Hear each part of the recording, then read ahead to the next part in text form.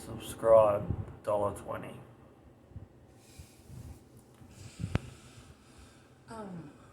Yeah. Do you believe in regrets? Believe in regrets? Oh, you can have regrets. Yeah, I suppose I believe in them. But do you think that you should have regrets? Oh, okay.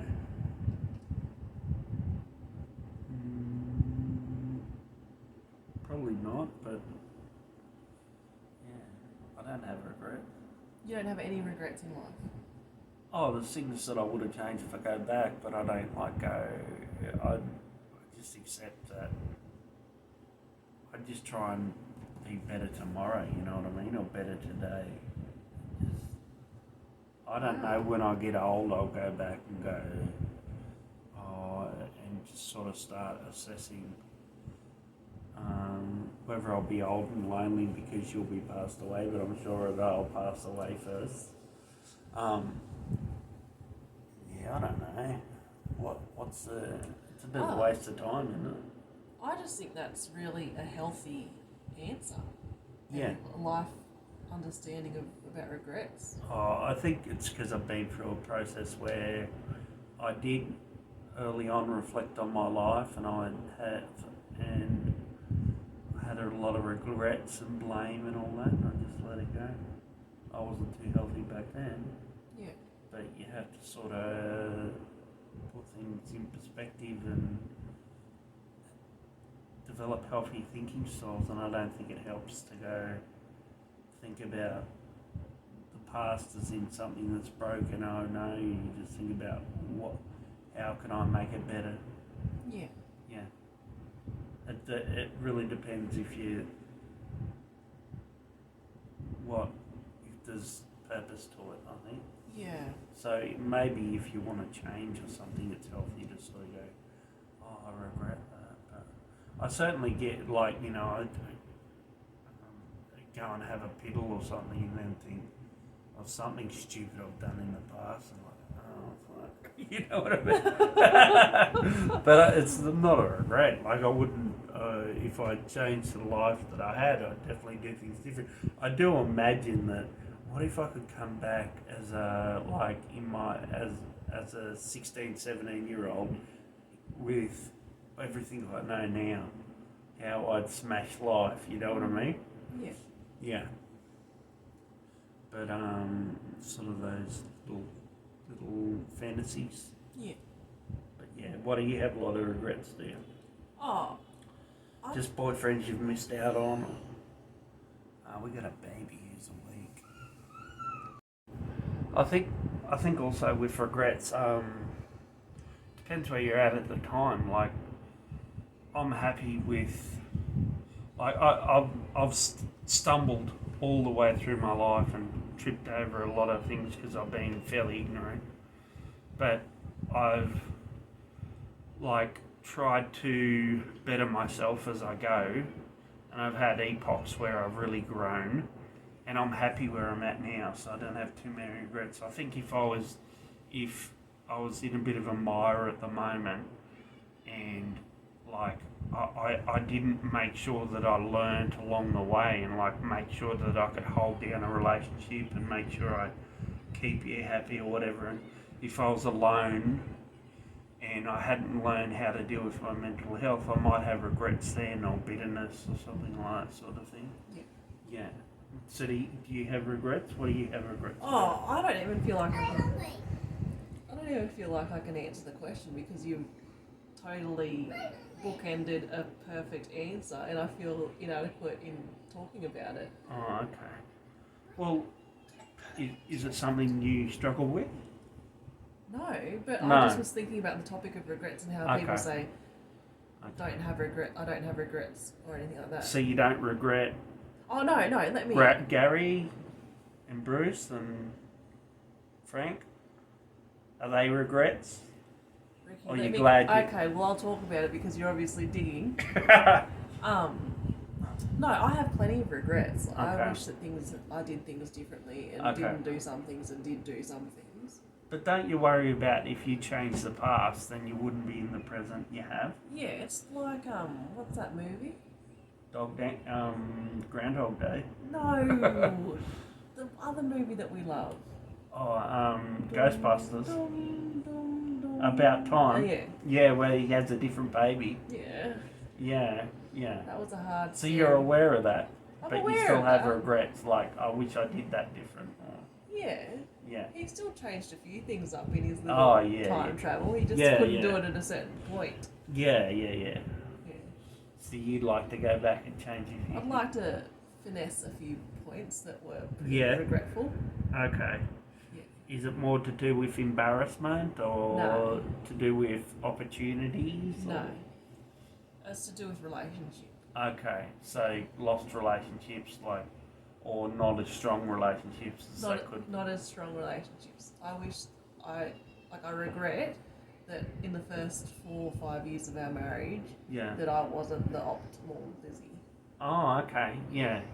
But you were young and stupid. That's I know. to be expected. It is to be expected, but I would have done things differently. Yeah. Oh, mate, if I could, my past is a quagmire. You know what I mean? If I could tidy things up a little, it'd be great. But I'm saying if I did tidy things up, I wouldn't have had that mental breakdown and went into hospital. Then because of that, meet you, and then all these wonderful fruits that we have now.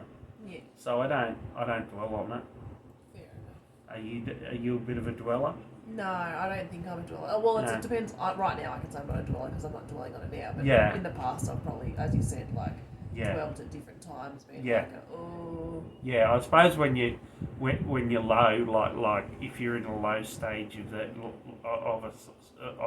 cycle of life, you sort of do dwell a lot more than when you're happy and you've got a goal for the future and life around you seems to be not too chaotic and there's a bit of a structure there. Yeah. I just because people say no regrets. And it's just I find that a bit jarring. Yeah, I think those are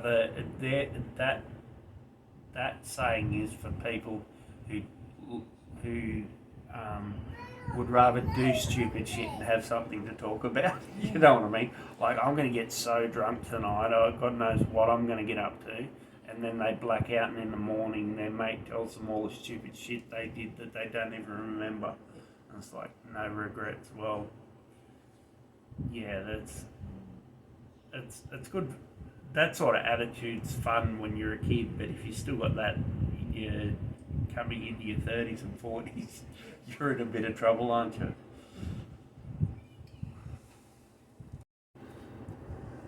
And so, do you remember any big pieces of advice that anyone's given you that has been important to you?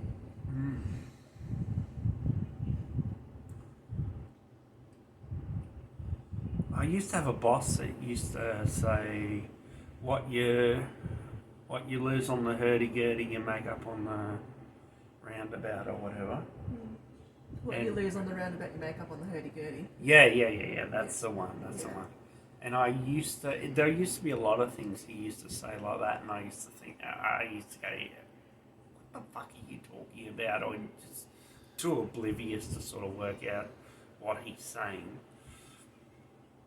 And then, but what he's saying is that don't sweat the more small stuff or be a miser in your, like, you lose some here, but if you've got an attitude that you don't make a thing out of it, then you'll gain in other areas, you know what I mean? Like, don't worry that you spent an extra, spent more here on someone else and be like cherry picking you.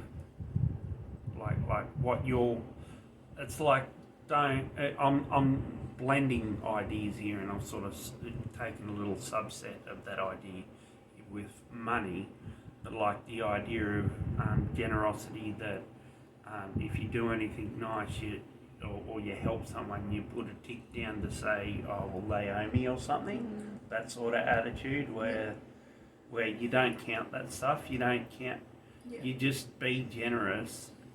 And you don't have to think, oh, well, I bought the last, like back when I was drinking with friends and sort of more of a party goer, some of my other friends would just like, you know, granted they had more money than me, so there wasn't much of a problem, but they'd just be more generous. But whenever I was generous, I'd make an issue out of it, sort of thing. You know what I mean? Yeah. Like it'd be like, well, I got the last one, guys. Yeah. Whether it was expressed or not, it was like a little mark. And then I'd do something nice, and then later on, when I wanted something, that nice thing had come back into play. Yes. You know what I mean? Yes. Yeah. So I was worried about my losses more than the fact that I was probably taking more than I was giving. Yeah. Yeah. So I learnt generosity from you. I wasn't a very generous person. I was more of a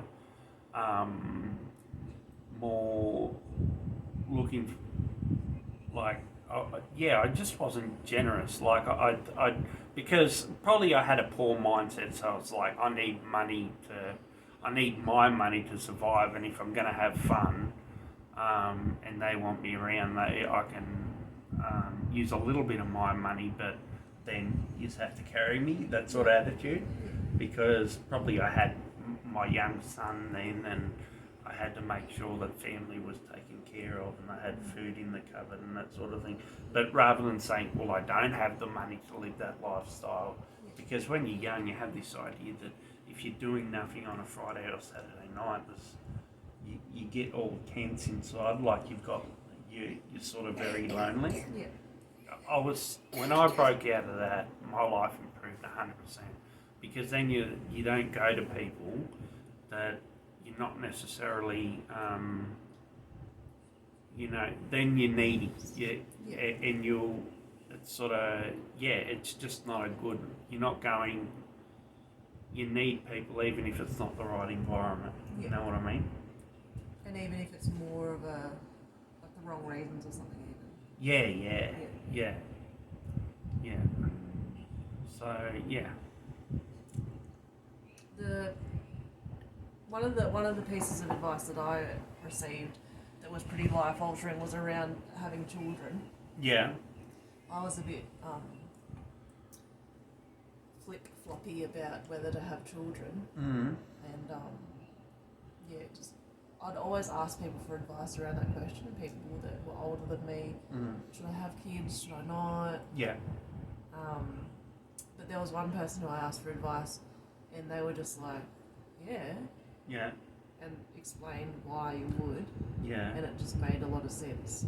And why was that? Why? Can you explain that? What they said?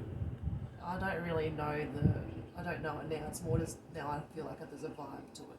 Okay, so it was an instigating sort of thing that sort of made it clear in your mind that it was the right idea to have kids. Yeah. I've never really had that many mentors. Like, there's people I look up to, but I don't know. I just more look for information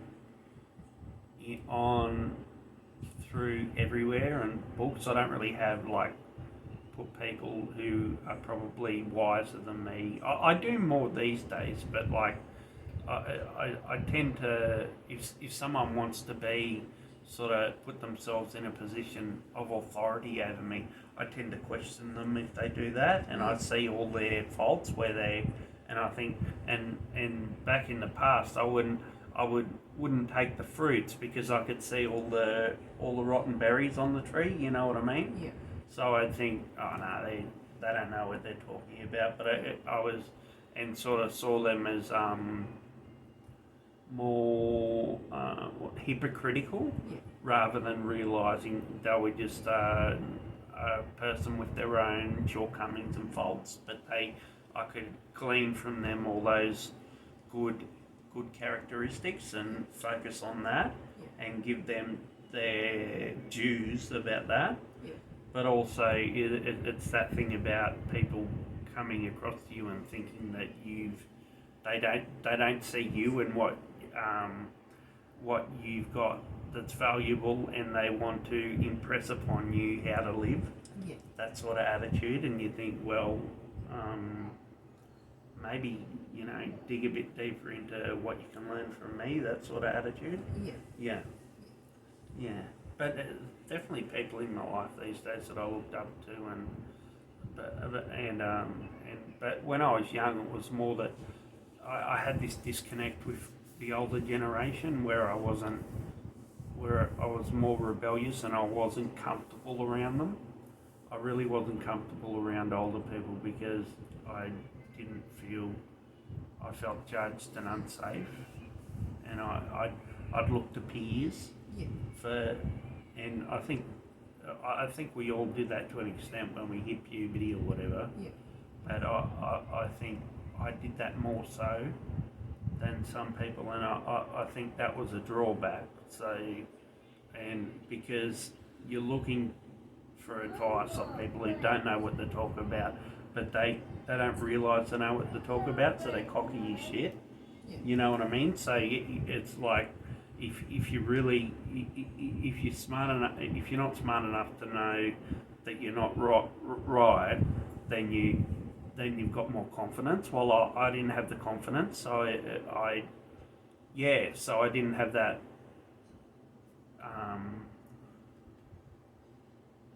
sort of like self-belief and full of doubt for a long time. And it was only once I overcome doubt that I realised that I started being more authentic and living my true self and my own values. We need to live stream it so people can write in and say, the heat is on, buddy. Switch seats. Ooh, this is different. Yeah, we can always flip the camera so where the background will be the opposite, but we'll be on the right side. Yeah, for sure. You'll see the other side of our faces, but I'll be like, what's wrong with this? There's something going on. Does that feel better? Yeah, it's a lot better. Mm-hmm. Sorry, I didn't mean to cut you off before.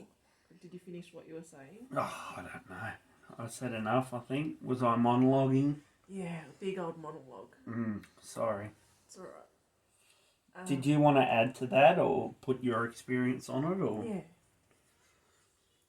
Just doing a bit of physio here. Mm-hmm. Not that I've called the physio yet.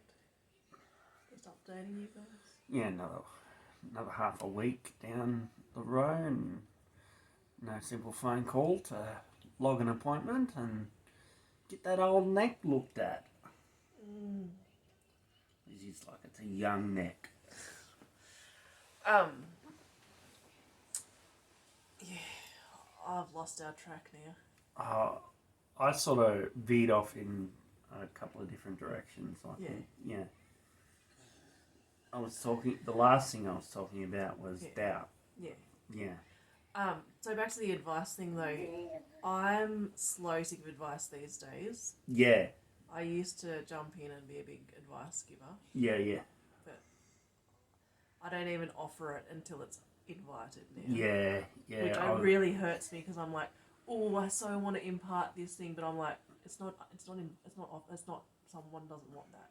Yeah. So there's no use throwing that out there.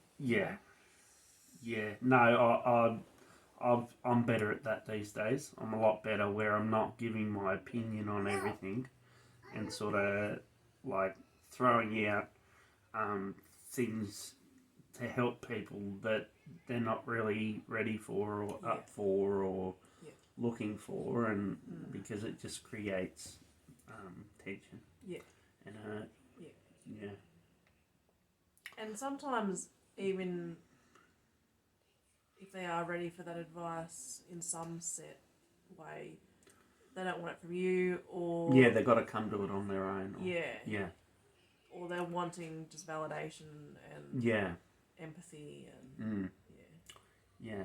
But sometimes I feel that like with some of the people who've been in your life, you give them too much rope. Yeah. And they don't, and you should put them up on their bullshit. Yeah. Because it frustrates you, but you're not upfront about it. Yeah. So you just like, it's their behaviours get to you. Yeah. But you don't confront them. Yeah. Yeah. Yeah, and that's just weak. Yeah. On my part, I mean. Yeah. Now, weak on them because they should know. Assertiveness is really important, and other stuff around that. My neck's really bad. I like that framework that we learnt about the other week. That if you with children, the strong and weak outcomes are you have strong and weak outcomes based on whether you can have good boundaries and I'm just trying to think. I don't know. What's that balance? Okay. Yeah, so what's the balance? It's wisdom under the bottom, isn't it? The counter. And then on one side you've got I think we should just do a video about that at one stage and go through it. Cut. And we'll look at the paperwork and we'll just go through it. But I do really like that. Because that way we'll solidify it in our head. Yeah. Yeah, it's been helpful for me. I incorporated it into like a Christian framework in terms of like there's a verse in the Bible that says speak the truth in love. Yeah. So if you're not speaking the truth, then you're weak, and if you're not speaking it in love, then you mean. Okay. Yeah. I was thinking about that. So that's why I was a bit honey. funny about how because I translated it across to that Christian framework, but I forget what the original framework was with children. So. What I have most changed is how I try and identify her feelings and reflect them back to her. Yeah. So she knows that I can feel it, and then she learns about her own where she's at. Me too. Yeah. I have learnt to organise her feelings. Yeah. Through that's that, the one. And I have learnt that she's looking for me to delight in her. Yeah. So she tries to look at. She doesn't try. She looks at me seeking validation and approval. Yeah. In a way that she is really in a joyful moment, and for me to look over and smile and give her that affirmation is really important, which I probably just kind of didn't think about before. Yeah, well, that other thing hasn't been a strength for me. I've been like an attitude where I'm like, you'll be right, and sort of get over it, push past it, and be happy again, rather than let her feel. Yeah. And with that one, you delight in her. I haven't had a trouble with that. No, because you're that's you. Yeah. That comes naturally for you to do. There's other areas that I'll go. But there's other things in there as well that I want to incorporate and understand and go over.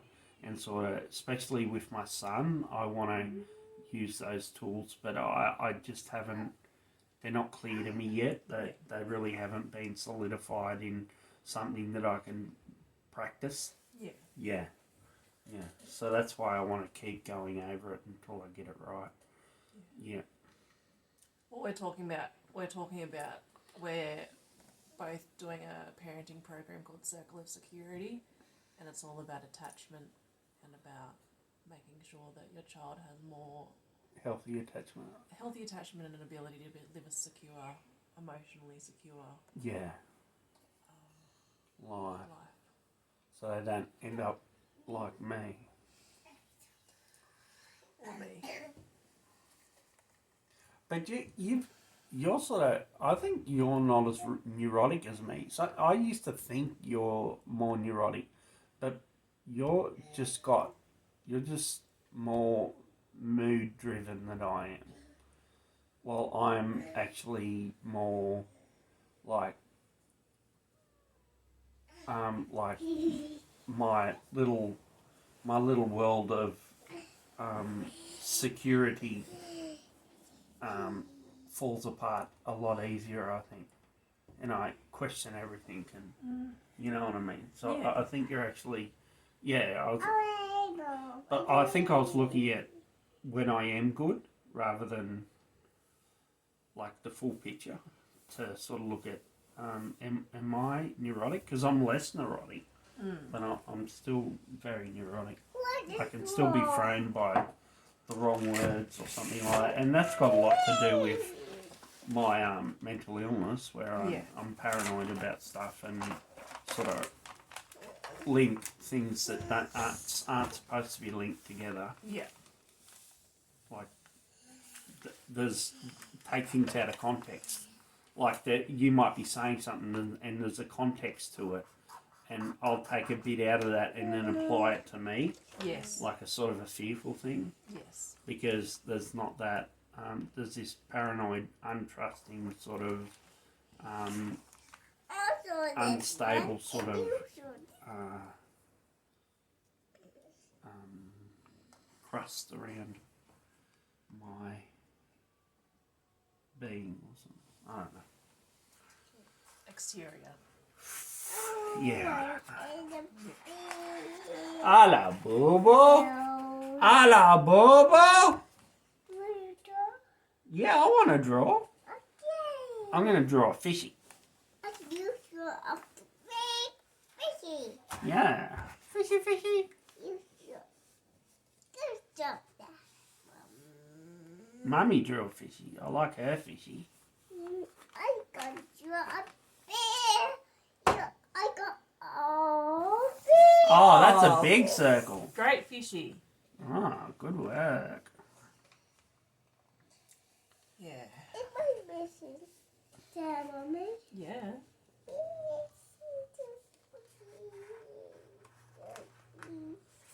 Like, just doing these videos, I've worked out things about myself where I was a little bit too, like, thinking that I had it more together than what I did.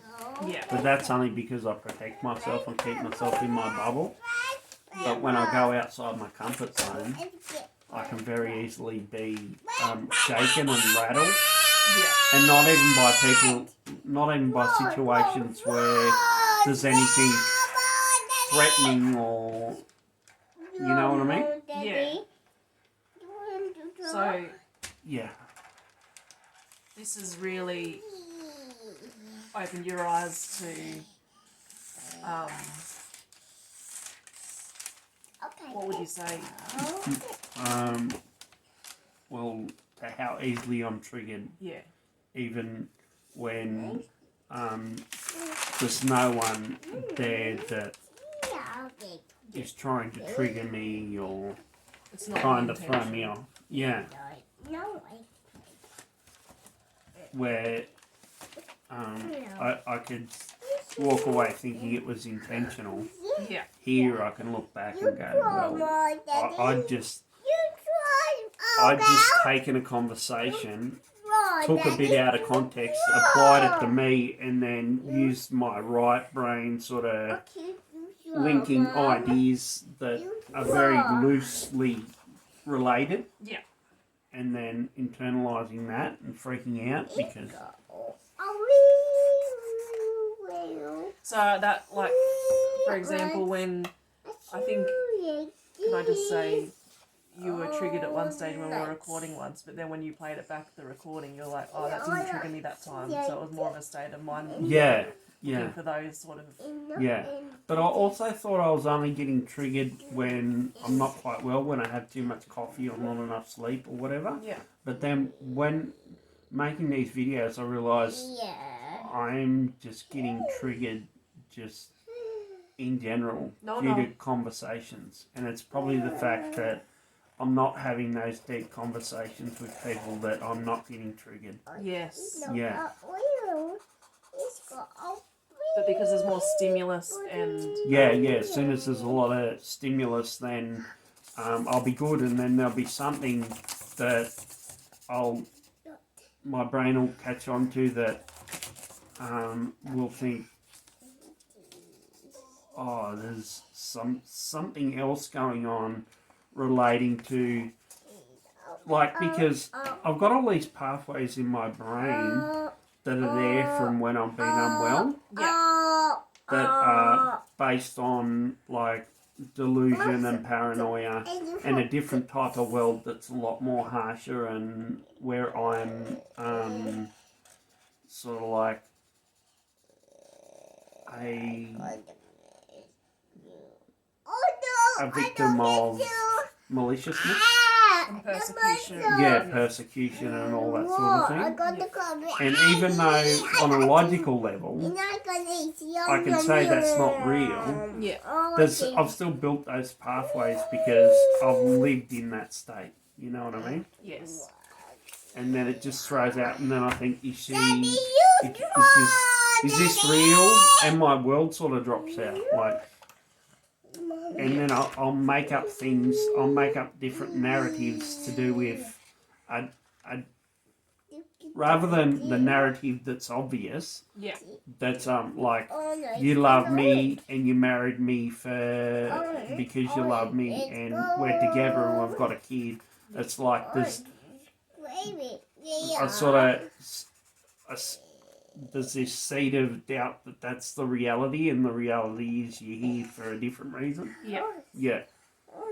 And then it'll take me a little bit to snap out of that and then come back into realising. And you help me generally pop out of that pretty quick, don't you? Yeah. But sometimes when we're shooting video, we're not there dealing with my little idiosyncrasies. We're talking, so I'll get one little nerve, and then I'll sort of let it go, and then something else will nerve me, and then I'll start putting together pictures while we're talking or something. And then before I know it, I'm looking for things. Yes. Yeah. Looking for things that tell me that the Evidence. truth, the evidence that there's more to this than what the reality is. Yes. Yeah.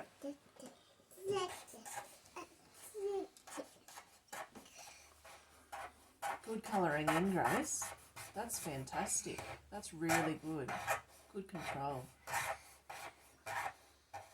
Okay, it's your turn. Yeah. You guys are good drawers. I give it 4 stars out of 4. Dad, Great. yours. Okay. Grace, do you like motorbikes or boats? Fast cars. Fast cars. I love how it's not just cars. Yeah, it's fast cars. Oh. And she's at a lovely age at the moment where she's always surprising us with the things she says. So Yeah. you think, where did you get that from? Yeah. Yeah.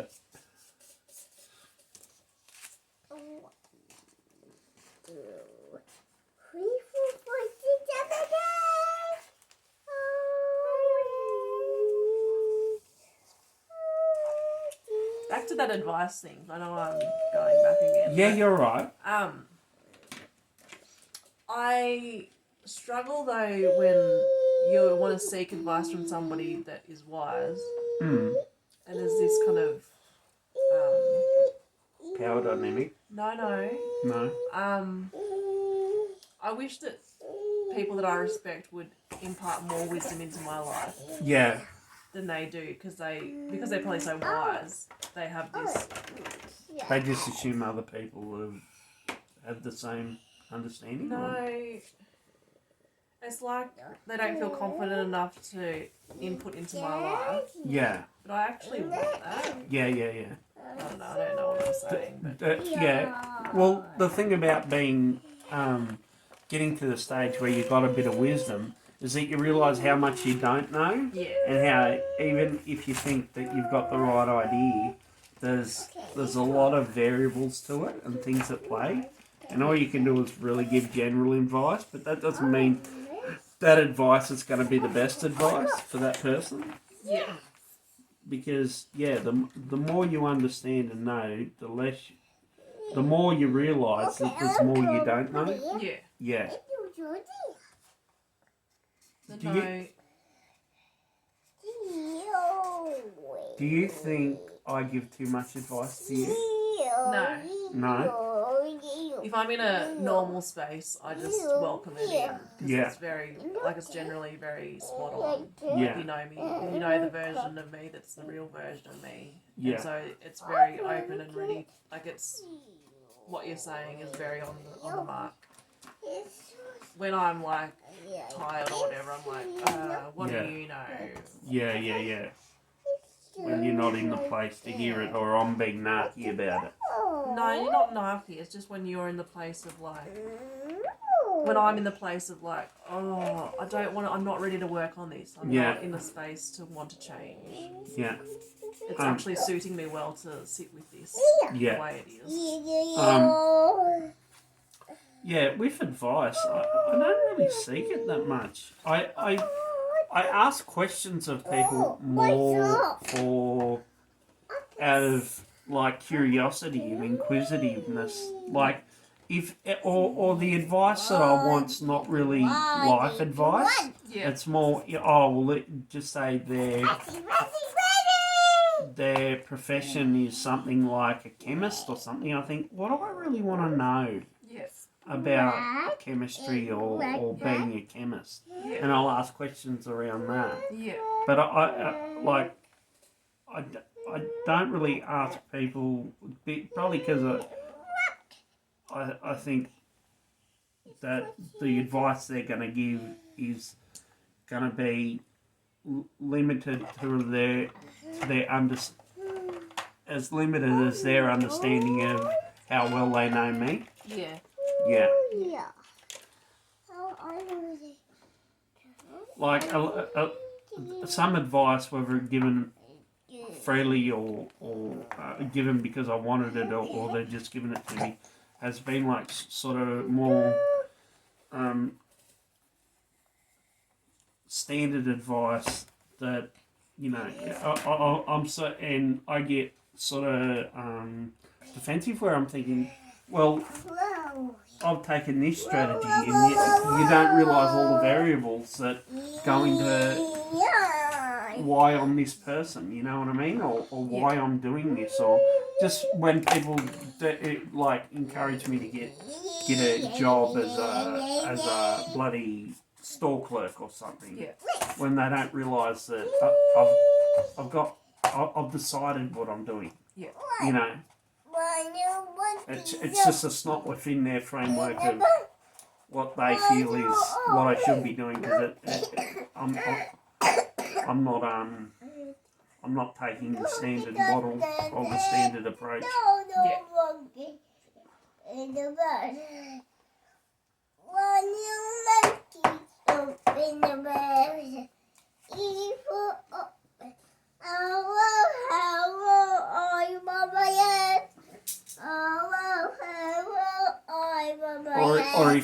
Or if you ask for advice around a certain thing, and they'll make assumptions about what your problem is. Yeah.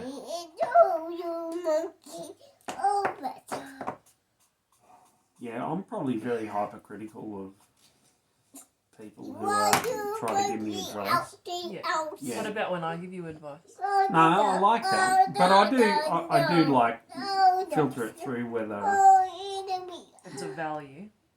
it's a value for me based on my values and needs, and you know, I'll either explain to you why I wouldn't take it on, or ask more questions around it to get your to become more aware of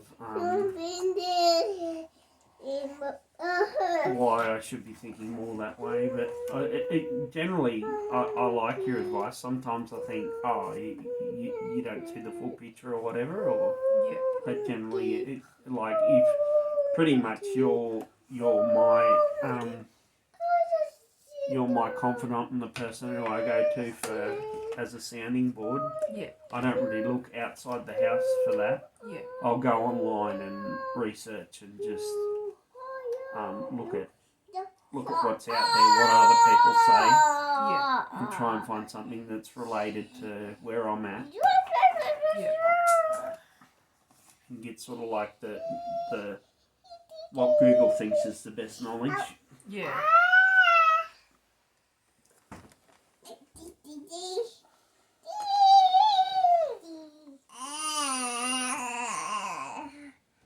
Yeah, one thing I learned from you is how to talk things through, because I used to jump into things and just think about it and come to the conclusion, a quick conclusion, or I'll think things through, and I wouldn't take the time to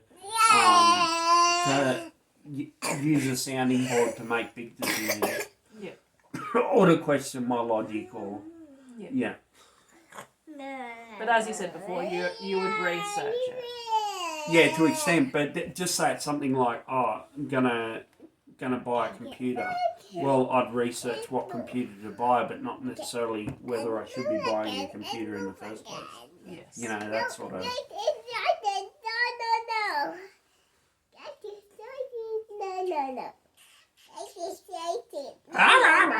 Are you chewing? You're chewing. No. You're chicken flavour. No. I do chicken flavor. Yum, yum, yum, yum. Oh, yum, yum, yum. Yum, yum, yum. What flavour's mummy?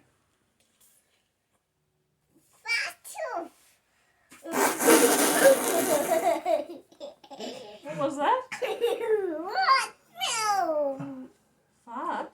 I think you hurt mummy's feelings, Grace. Trying to be funny for the camera.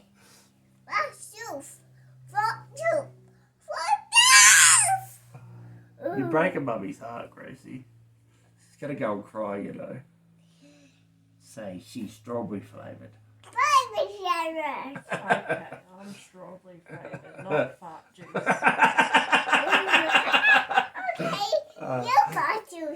She's the nicest tasting, best smelling person in the house, Gracie, so you better watch yourself.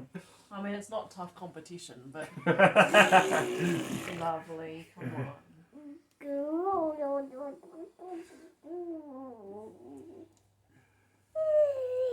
Little turtle dove.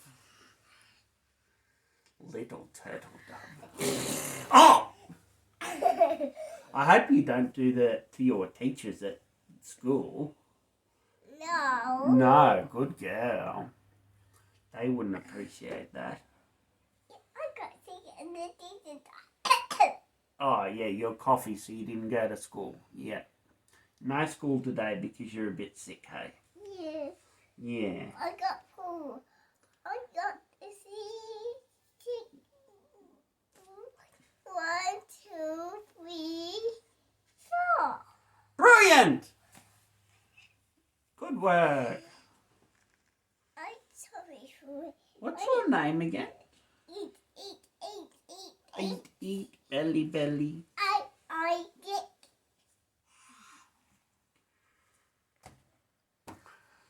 Might leave it there,